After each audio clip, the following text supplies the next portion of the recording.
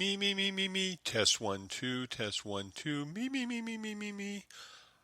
Hey, I'm just testing the microphone. This is Jim the Keys bartender. I figure I'd try to start out with modulating my voice upwards and downwards. But today, once again, we have a cool start off here in Key Largo. It's beautiful. It is in the 60s, upper 60s, which, people or more their expectations, I'm sure, of coming out with slightly balmy weather. But it's going to be beautiful today. It's beautiful and sunny. And I'd like to say it's always beautiful and sunny down here. We get many more sunny days than we do get cloudy days. And every work day is like a vacation for me. It's like I've died and went to heaven. That's what I tell myself all the time. It's just so sometimes when you're not motivated, you become motivated. And today I am motivated. I know there's a lot of people out there that they, I guess don't have the opportunity to get up and sit in a t-shirt, pajama bottoms, and barefoot with the windows open. Certainly not in Minneapolis today, because I saw on the news, you poor guys, you went down to 2 degrees last night. I know there's colder places in the United States and on Earth, but 2 degrees and it's going to go up to 14. And that is Fahrenheit. So that would be like a negative 12 degrees Celsius is the high today in Minneapolis for you Europeans and Canadians out there, or people that follow the Celsius scale. But I imagine that they're buttoned up pretty good there. I hope you are. It's got to be really tough to be, I guess, housing insecure in Minneapolis this time of year. It's got to be crazy. I mean, I can't imagine what it would be like to live out in that type of weather. But we are down here in the beautiful Florida Keys, and I'm the Keys bartender, getting ready for what is expected to be a pretty good weekend. I told you that, we heard a horrible story about the accident in Prevent, but I have lighter news coming your way. And on the Sunshine Key, remember there's a minimum of 43 keys down here, but there's a lot more than 43 keys. They're not all connected in line. They're adjacent to the main keys where the highway runs down Route 1. And there's 43 bridges. And one of the keys, Sunshine Key, right next to the Sunshine RV Park, there is a gas station. And last week, a man from Milwaukee, Wisconsin, which I imagine is very cold right now, but he took a brick and he attempted to break through the door at a gas station next to the RV park. And someone heard him, and he made a phone call, and they were near the entrance of the RV park, and they called 911 or called the police and reported the guy. And the guy saw, he attempted to break through, didn't actually get through the door. And supposedly he noticed the person watching him, and he took off. But he did it, taking off in the keys is different when I imagine if you're a person that's on foot. He eluded on foot from the scene of the crime, where he was found near Bahia Honda, the entrance for Bahia Honda State Park. This happened early in the morning, around 4 or 5 o'clock, around that time, and he was apprehended. Now, the interesting part of this story was when he was asked for his name. So his name's Stephen Allen Wakechoft. So the police reported, first he said his name, he just said, "My name is David." Then he changed his name to David Christ. And then he changed it to Jesus Christ. It was a remarkable transformation. You know, kind of like James. James, what's your name? James. James Bond. Or does he? Is it James Bond? No, it's James. James Bond. So, Jesus. Jesus Christ. I was trying to get in. He was probably trying to get a hold of some holy water and some wafers. Who knows? So, that is one of the stories, hopefully, that come up. And the people, we are a small community, but we have interesting stories of people. And they're not all death and mayhem down here. Though the people are unique. And that's just, going back a couple years, you may have heard a very interesting story about this woman called the Sea Hag. And that was her nickname. And it was appropriate if you've seen a picture of her, I'm sorry to say. But she was hanging out with friends one night. And I don't know if they were hanging around a fire or not like that, but it would seem like itinerant people. People that have questionable employment, questionable police records, questionable residences, and questionable substance abuse histories. And a sea hag was requesting another libation from one of her fellow merrymakers one day. And when that person did not pass a beer to her, she decided to shoot the other person. Now, she didn't kill him. I imagine she didn't kill him, but the sea hag assaulted him with a deadly weapon. So, and then we have we got a myriad of stories. The masturbating jaywalker who was walking to the Lover's Boutique to buy a porno DVD. And the biggest thing there that we found amazing, other than he was walking on a public thoroughfare along a highway masturbating, was why is he going to buy a porn DVD since it's free on the internet? So the guy should have, instead of masturbating while walking down, he should have been working a little extra harder to get some kind of internet device that he could download his things, because he said when he was captured that he was impatient to get the DVD. There'll be more stories coming, I'm assured of that. Okay, let's get back to, I guess, reality.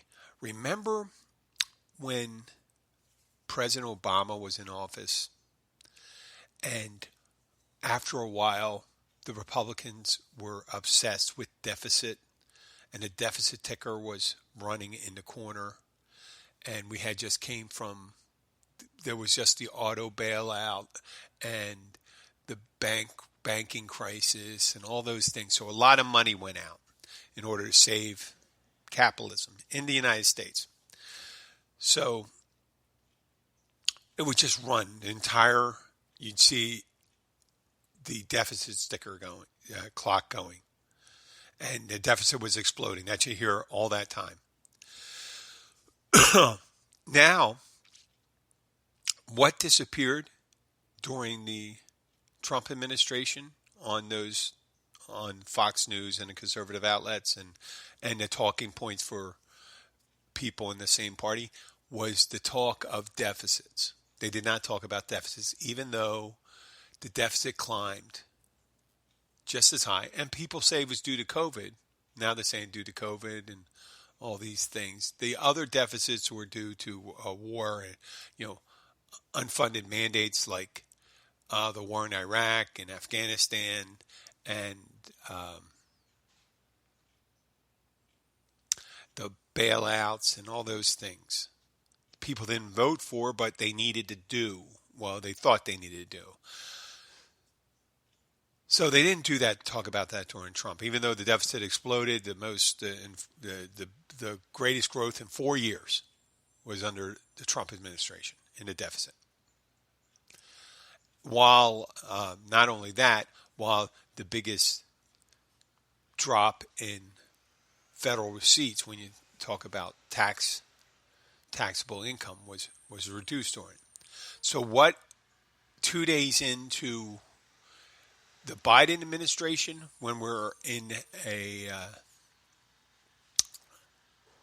we're dealing with multiple crises, an insurrection on January 6th, fighting COVID-19, and trying to clean up and probably fix our infrastructure, which nothing was done with the infrastructure except attempting to build a wall.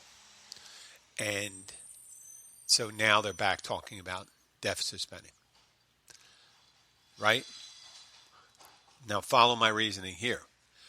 Recall in the past June, July, August, and this is anecdotal and on news outlets, you heard Trump supporters saying loud that after the election, the COVID-19 hysteria would go away. They'll forget about it. Well, you know what's on the news right now on the channels that are non-biased? Just because they didn't support your guy doesn't mean they're biased. And they'll call out Biden when Biden does something stupid. They started calling Biden out that his expectation, the Biden administration, the newscast, and these are fair and balanced newscasts, said that his estimation of 1 million vaccine shots a day are low and achievable. And they're almost all the fair news outlets are saying that they're choosing this goal of 1 million vaccines a day in order to make it achievable. So if they're able to perform 1.3, 1.6 administration, which they're suggesting they should be able to if they get the vaccines to all the outlets. They're talking about drugstores and community hospitals and things like that. So they're still talking about it. And it did not go away. And the reason it didn't go away was that the previous administration did not make a vigorous preventative efforts to curtail by social distancing masks. They were going over making states do it, and people, especially here in Florida, were still arguing over whether to wear masks. Now they're talking about wearing 2 masks because of the UK variant. Okay? Now, I got my first shot this past Tuesday, and I'm looking to get my second one around February 9th, give or take 2 days, right? They're going to have to curtail this because they're still saying there's about 410,000 people died so far. And according to they're not bitching. Now you're starting to see now that it's under the Biden administration, people are starting to realize it is a serious thing, that they're talking about it. And even our preeminent epidemiologist, Dr. Fauci, is suggesting that we're going to go through some dark days coming up. And it's nothing we can do about it. We're just going to have to go see our way through it and do our best. So, and that's what we do, right? So, before I go on, I want to talk about something near and dear to my heart. I just saw, it's an oldie, but it's a goodie. I watched American Pie, and that was the 1990s. And I'm not talking about the content, the humor, and the things that occurred. The kids fucking the apple pie, which I thought was like, who the hell? Just because your buddy told you. My buddy told me when I was in high school that sex felt like having warm apple pie. I mean, that would be kind of lumpy and things like that. And then you got the dry crust on top of it. So I don't know what he was having sex with before that, if it was crusty on top and lumpy inside. I don't get it. But the one thing that has been ubiquitous throughout Americana, like high school years, was prom and dances. And I thought about the prom, and I thought about these themes. You think about Back to the Future. They had, this is what high school. I'm going to talk about perspective from the diametrically opposed ideas of what the intention of women versus men. And this is going to sound misogynistic, okay? And I know there's some women that don't give a shit, and there's some guys that care greatly about it. But I'm going to say the general consensus is I went to an all boys school, and they had a prom. And the guys, uh, the guys could have cared less if they had a prom. But for some reason, I think the proms were driven by the mothers of the guys. They want to get them in tuxedos, get the guys in monkey suits, put them down and have a nice dinner and things like that. And they go out, put it on a corsage. There was, if you think about it, it was preserved since antiquity, much like these sweet 16s and quinceañeros, these formal and ornate celebrations where people get dressed up and go out. Now, guys really didn't fantasize about that. Oh boy, and I get old enough, I'm going to look forward to like going to prom. And sometimes they get overexcited because you want to take a girl to the prom. Now that's different. Getting a girl to go to you to prom because their motivation is to go with a girl. Remember dances. When I was growing up, I went to Catholic boys' school. And in order to interact with girls, sometimes, the one school I went to was separated. It was a big high school, 4,200 students, 2,100 boys on one side, 2,100 girls on the other side. One big building separated in the middle, mirror image buildings, let's say, with a metal accordion gate. And you could see the girls on the other side of the gate go into the cafeteria and see them outside because you could go outside of the cafeteria when you're having lunch. But that's it. You're not supposed to talk to them. And every time you walk over, if you try to walk over, there was some type of moderator or someone like that to yell at you. And the library was shared too. So you had to be careful in the library, right? But every so often you see certain girls in there and stuff like that, but not the kind of girls not all the girls you wanted to see. I'm sure the same thing goes with women looking for guys or girls looking for guys. So they would have on the weekends, the high schools would host dances. And my high school did some of the girls' schools did. They would have these little socials. And you get to go and attend them. I think it was, I don't even remember if they charged anything, like $1 or $2 to go in. And they'd have refreshments and things. And so here's the intention. Now, when you have a dance I'm just going to go with the dance right now. I'm not going to talk a prom because there's a lot of shit that goes into a prom. The regular dance.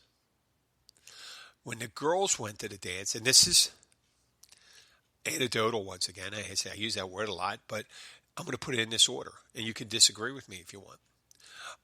They wanted to, in order of importance, dance, wear clothing they can express themselves with, and then to meet boys.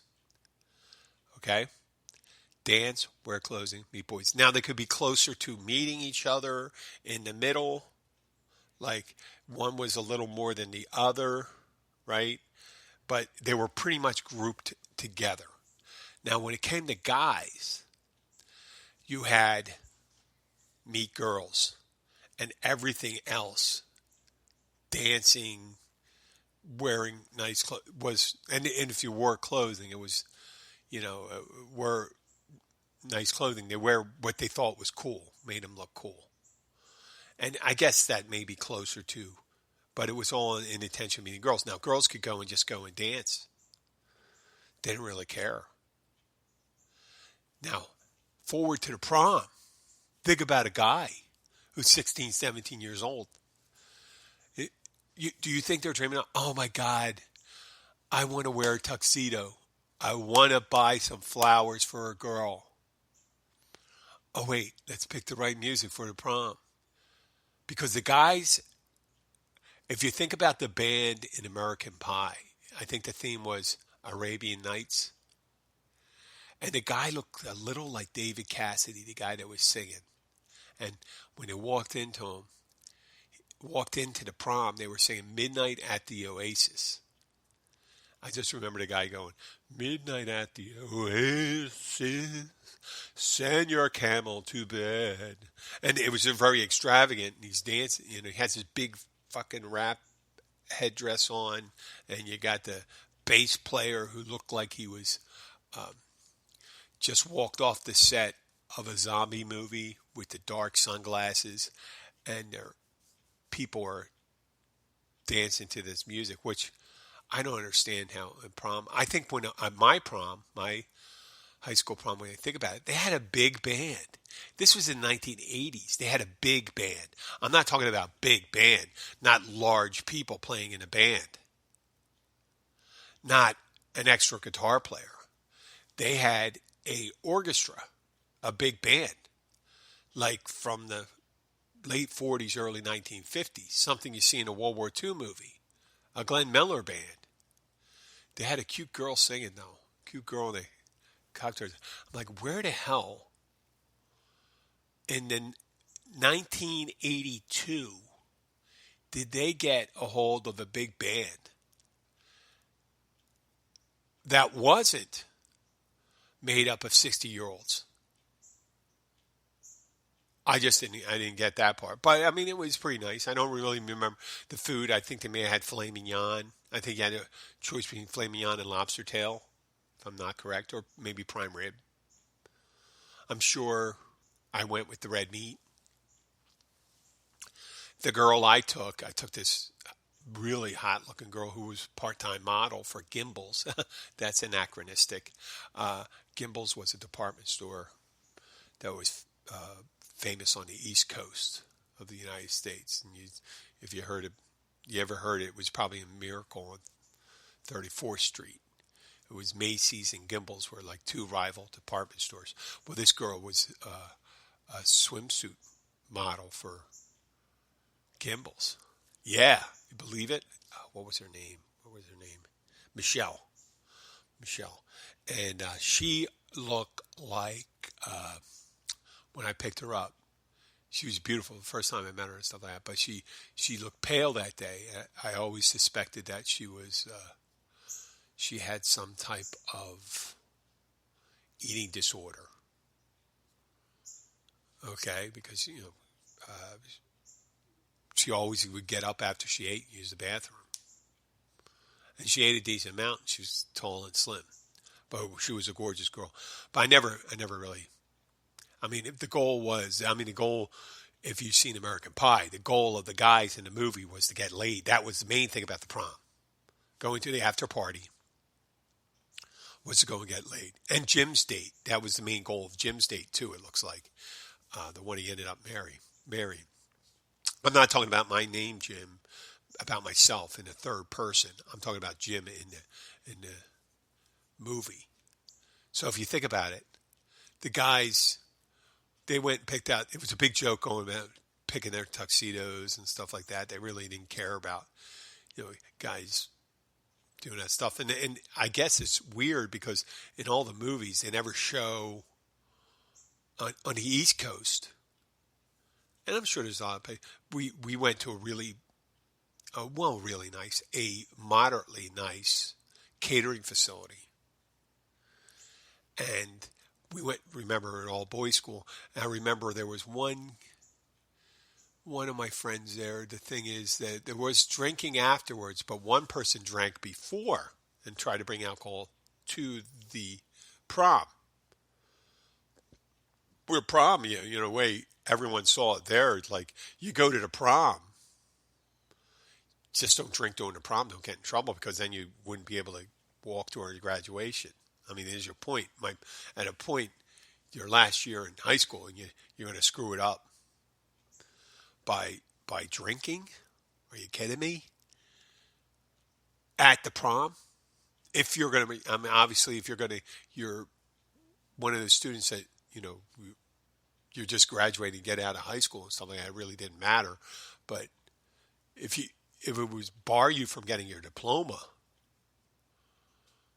well, 4 years and one night, you figure you wait 2 hours. If you're going to, anything you did after prom did not affect you graduating. After the prom, you left the prom. So there was that too. Now the girls, on the other hand, you go to a girls' prom, girls' school, and so that they were talking about tickets and all. I ended up for a girls' prom. There was on the other side of school. I was this nun I was actually friends with a nun. I know. I used to Sister Denise, and she used to send girls over to. She was the academic dean, I think, of the girls' high school. And she used to send over two girls in these, you see them in a Catholic school uniform, would walk over to the boys' side together. They always sent two girls over to the boys' side. I guess so they didn't feel alone walking to, and they'd find out what room you were in. They'd go up there and deliver a note to that teacher and said you were requested to go over to the girls' side. And boy, my senior year of high school, I wasn't super cool, but what happened in my senior year of high school, I had played some sports. I was in student council. I ended up becoming president of the National Honor Society, and there it was big. It was over like 100 members on the boys' side and another 100 members on the girls' side. Since it was such a large school, and it was really active, and we used to have dances and stuff like that, and it was pretty good. We get a couple hundred people who show up at these dances that we go to. And I ended up being the announcer at the school play and on the microphone. So I ended up getting called over to the girls' side like 5-6 times. Sister Denise was the moderator of the Girls National Honor Society, and there was a bunch of cute girls that she would introduce. But in, I think it was February, right around this time, 39 years ago, Sister Denise asked if I would do her a favor. And she asked if I would go to prom with a girl who was just being taken out of a back brace, who was had some problem. And at that time, I just had an invite I was going to 2 other proms, but I wasn't invited to this because I was dating girls at other schools. I wasn't at the sister school that I went to. I wasn't invited at prom yet, and she asked me to do that, and I couldn't say no to her. I couldn't say, I'm sorry, sister, I've been invited to it. And it was already February. It was way early because prom was in April or May, right? Early May, late April. And I was like, I didn't think about it strategically. I was pre-asked to go to the prom way early to a girl I never met before. And I told her I'd do it because Sister Denise was kind to me. She wrote me, I got a lot of great references from people, but she went in detail for it. She appreciated that. It was on a side note. I was driving Sister Denise and a bunch of girls to this after-school meeting. And I had this big, and this happened with other people before, but with Sister Denise, I had this big Ford Fury, copper-colored Ford Fury. It was a freaking tank. It was a fucking tank. And I drove across the front of the school. It's a huge school, if you think about it. There are 4,200 students, a couple hundred faculty. I picked her up, and then as I was making the turn to go out, I maybe went a little too quickly. The door, if you didn't slam it hard enough, just opened up, and it was when a Ford Fury was a big, I think it was if I remember correctly, was a big coupe, a huge coupe. and the door was like 200 pounds, and the door swung open, and Sister Niece is leaning. I'm grabbing her arm and pulling the door in as I'm turning. It was a very exciting beginning of our journey, and after that, she was holding on to the glove compartment rather strenuously. But I ended up going to prom with this girl. I do remember her name. I don't want to embarrass her. She was a sweetheart. She ended up being very successful. I think she ended up being a chemist, a very successful scientist, where she took the Keys bartender to her prom. I don't know if she, well, it's somewhat of a notoriety, maybe years later. There was a couple girls that I became close with. One girl I dated at the end of my senior year, and she wanted to ask me to the prom, but I had already asked this other one. We had started dating right after the prom more, and we all went together. And but the girl to the girls' prom. I think my brother went with my younger brother went with the girl I eventually ended up dating for the summer after my graduation, her friend. And that was all important. Girls picked all the dresses and stuff, like fancy stuff, and the guys, tuxedos. And remember, this was a transitional time in the 80s when we were going away from, they were transitioning from multicolored tuxedos, the polyester tuxedos, and they were going to more wool, black and white. There was still a lot of tails. There was white tuxedos, mainly black and white tuxedos, but some of the guys were wearing tails. And you look like someone from the 1940s musical. There weren't so many top hats. No one had canes. But a couple years prior, there were still multicolored. There were tan, blue, red tuxedos, ruffled shirts, and all that shit.